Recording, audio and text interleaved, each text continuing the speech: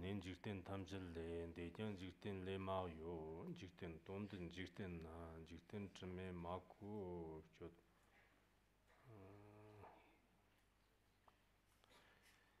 Gerchen germe chunyen da, stogne marig donam ji.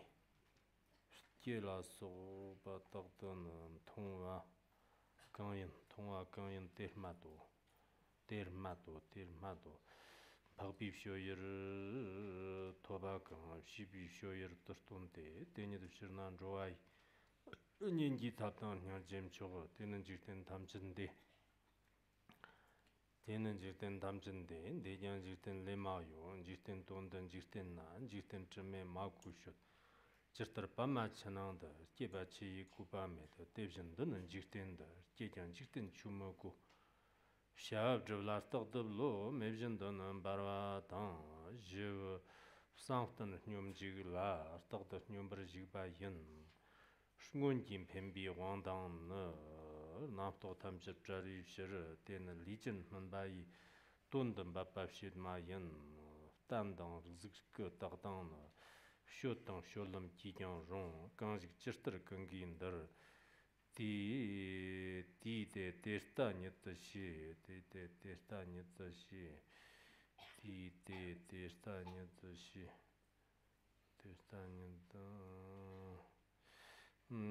Tertar namki thaleki, rolar taqdal handrapar, tome lordan teyin, semjin ton da yangdang jig, shanchib sanhui tsirndan jitup, devjin xigbadan semjin. Yangtaq jorwa la jikten nana nyamba nyada terta mochir dardan jamso wanglar mugji kyapra kanyin sangje dan shanchib sanhui kyapra nyat kyatte nyada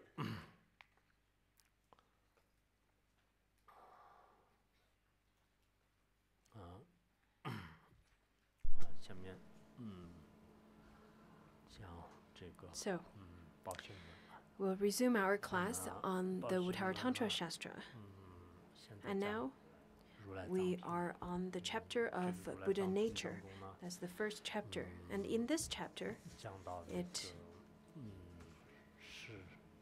includes the 10 kinds of meanings. And we are on the changeless aspect. And this one has 3 aspects. The first aspect is the impure, which is the mundane beings aspect, and then the other one is Bodhisattva's stage, which is partly purified and partly impure, and then the Buddha's aspect, which is completely pure. So right now we're talking about the stage of Bodhisattvas. Yes, we all have Buddha nature, but unfortunately, I think majority of us do not know what a Buddha nature is, and I think that's very sad. It's a pity that we don't know this. So, by studying this text, I really hope that we could then develop this very rational belief and rational faith, which is quite important. So, by studying this text, I feel this is quite valuable and really meaningful to lots of you, and I'm really happy about it. In fact, lots of people do not understand how Buddha nature exists within all sentient beings. And people may even think that this is only something stated in Buddhism, and this probably isn't the truth. But I think for scholars, academics, who may consider this text as extremely profound and difficult to study, could also benefit from this teaching, from this learning. And I think if we can study this text well, this would be one of the most important benefit or one of the most important gaining that you can receive in this lifetime. Because if you have just sense of sensibility and without logic, if your faith is without logic, then it's very difficult to develop the firm understanding, which is extremely crucial for Buddhists. So we should persevere. We should then pursue this teaching without any excuses. I've been reading lots of masters' biographies, and what I read from them is that let them be studying from Tibet, from India, the whole process, the course is rather very difficult. And their spirit of such kind of persistence and such kind of insistence to receive the Dharma is really touching, and we should learn from that. Rather, look at us. It's very easy to receive the Dharma. And maybe because of that, you do not really cherish the opportunity of listening to Dharma anymore. Even compared to our generation, which was about, let's say, 2 or 3 decades ago, at that time, we had rather very humble, if not poor, conditions to study. I think majority of you won't be able to handle such kind of condition to study the Dharma. But maybe just because of such kind of conditions, the conditions are so difficult to endure, we in fact cherish the opportunity of studying Dharma even more. It's important to strive to study the Dharma, to cherish the opportunities to study the Dharma. So I really hope that you could then contemplate upon how difficult it is to listen to the Dharma, how difficult it is to obtain a human life, how difficult it is to meet a good teacher, so that you would cherish such opportunity. So today we're going to talk about how bodhisattvas, although they appear to have a birth, death, old age, and sickness, but they do not have the suffering that we would endure by going through such cycles in samsara. And today we're going to talk about the qualities of the bodhisattvas all the way from the first bhumi to the 10th bhumi. So the qualities have 5 aspects. Gyatso and the Wei Dynasty's translation didn't really talk about the qualities specifically, but they talk about the bodhisattvas of the Dharma characteristics, the second one of how bodhisattvas who develop firm faith, rather than divide them into first bhumi, second bhumi, or third bhumi. But the qualities is then corresponding to their bhumis. So the first one talks about the first bhumi, and then the second then talks about the third to second bhumi, third talks about the third to the 7th bhumi, and so on.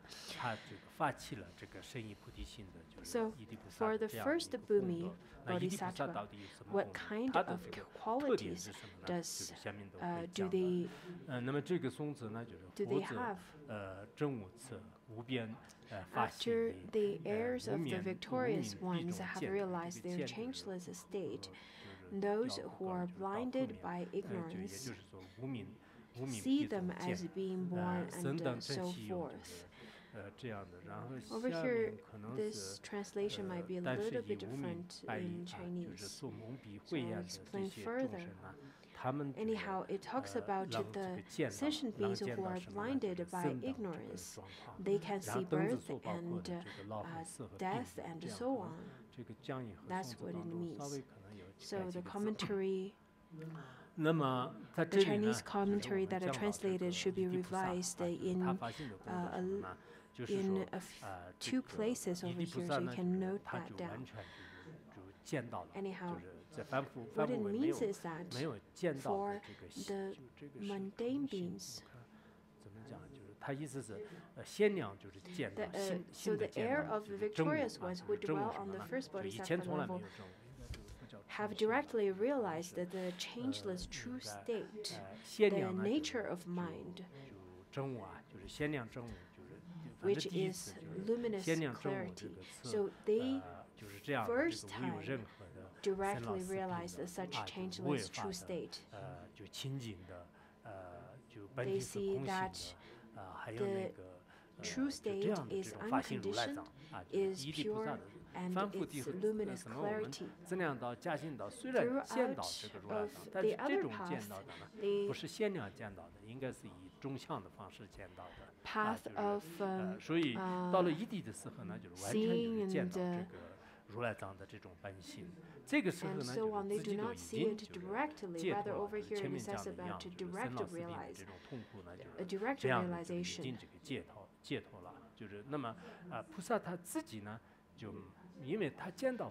And bodhisattvas, because they've already directly realized the true state, therefore they do not then truly go through the birth and death.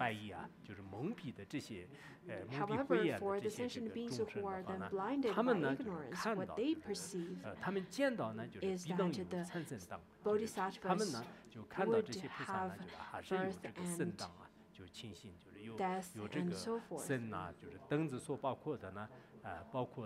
including death, old age, sickness.